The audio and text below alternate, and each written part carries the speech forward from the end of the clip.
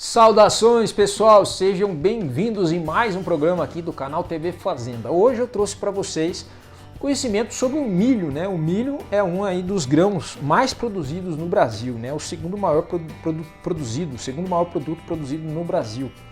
E o que tem acontecido nas safras aí de 2019 até 2024 com respeito ao milho, né? O USDA revisou, né, o Departamento de Alimentos dos Estados Unidos revisou em janeiro de 2024 os dados esperados da produção e estoque mundial de milho para a safra 23-24 e comparou esses dados com os valores das safras anteriores. A tabela apresenta os dados de produção mundial de milho por país produtor em milhões de toneladas, segundo os dados do USDA. Nós vamos ver aqui agora, anote aí, pega o seu caderno, anote no seu celular. Quais são os países que mais produzem milho no mundo? Olha aí. Estados Unidos, primeiro lugar. Em 2020, os Estados Unidos produziu 344 milhões de toneladas. Em 2021, 357. Em 2022, 381. Só subindo. Em 2022, 346. Deu uma queda aqui, aí começou a comprar do brasileiro. E agora em dezembro de 2023, 387, né? A tendência para janeiro de 2024 de 389. Então vai subir aí a produção de milho americana.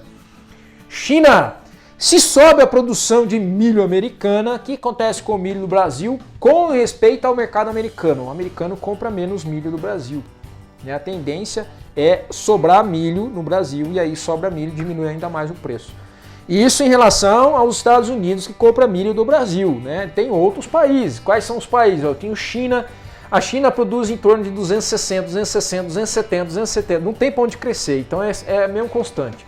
Vamos ver o Brasil. Ó o Brasil, ó o Brasil, ó o Brasil, ó o Brasil nesses últimos anos. 2020, 102. 2021, 87. 2022, 116. 2023, 137. 2023 e 2024, 127. Tá dando uma diferença negativa aqui para o Brasil para esse ano, hein? União Europeia, 66, 67, 71, 52, 60, 60. Argentina, 51, 52, 49, 34.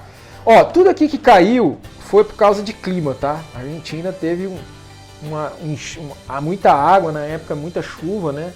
E assim por diante, tem a ver com os efeitos aí, El Ninho, né? Queda aqui também da produção americana, ó. Aqui, ó, caiu, quer ver, ó, 346. Em 2022 também aconteceu na Argentina. Na Índia, 28, 31, 33, 38, 34, 35, também não cresceu, né? Então nós temos aqui o Brasil, ó, saindo de 102 para 127, 137, né? Essa aí é a média de produção de milho em milhões de toneladas dos países maiores produtores de milho do mundo. E o milho no Brasil, não só para ração, né, para você extrair ali o farelo e o óleo, o milho também você faz o etanol de milho, o etanol de milho, que ele pode ser um combustível, ele pode ser usado como alimento, né, ele pode ser usado para produzir outros alimentos, extrair outros alimentos. O etanol de milho, ele é conhecido como comestível, né? Então você pode usar ele em processos aí de destilação ou através de processos que você faz a dissolução fracionada com solvente, né? Se você quer extrair, por exemplo, óleo de uma semente, de um grão, você pode extrair até com álcool de milho, você consegue fazer isso, né? Então o álcool de milho não só como combustível, também é usado para indústria farmacêutica, de alimentos e assim por diante, por ser um alimento comestível. Bom, então eu tenho aqui, ó, apesar da queda da estimativa da produção de milho, e tanto na China como nos Estados Unidos, deve aumentar a oferta de grão em 2023, alcançando respectivamente produção de 288 e 389,7 milhões de toneladas. Esse aumento da estimativa da oferta de milho para a safra 23-24 tem refletido na expectativa de aumento do estoque final do grão. Vamos ver aí, né? A tabela apresenta os dados do estoque final de milho no mundo por país em milhões de toneladas, segundo os dados do USDA.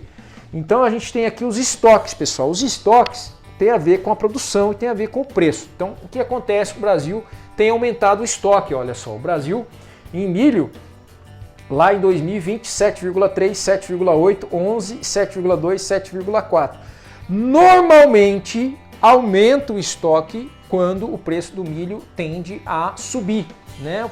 Ah, vai subir, tem uma expectativa de subir. Bom, aí eu vou segurar aqui para esperar essa subida, né? Então aí o Brasil segura. Mas o Brasil, ele não tem só problema de estoque, né? Ele não tem aonde estocar, né? Então a maior parte, grande parte desse milho tem que ser vendido para fora, porque não tem onde estocar, não tem silo suficiente para conter esse milho. Então o Brasil, ele tem um estoque baixo, né? Ele não precisa também, porque no outro ano vai ter milho de novo. Então o Brasil...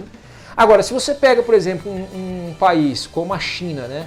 Que ela produz o milho, beleza, ela produz daqui, ó, ela produzindo 200, 205, 209, tal.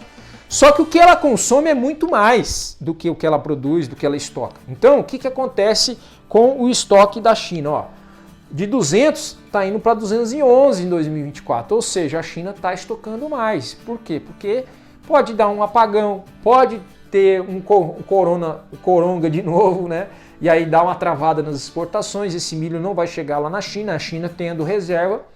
E outra, o cara quando tem uma reserva, ele sai da zona de perigo, não é assim? Quando você tem uma reserva de grana, você não sai da zona de perigo, né? Daquela adrenalina que tem que trabalhar, que tem que correr e tal.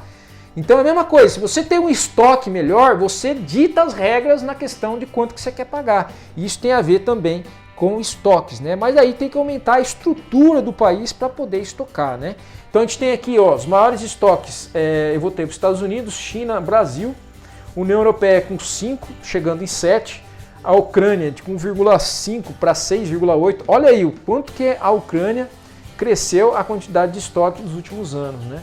E aí nós temos aí toda essa mudança. O estoque mundial de milho deve somar 325,2 milhões de toneladas na safra 23-24, alta de 3,2% frente à estimativa anterior, que foi de 315 milhões de toneladas, e 8,2% maior que a safra 22-23, que foi de 300,6 milhões de toneladas.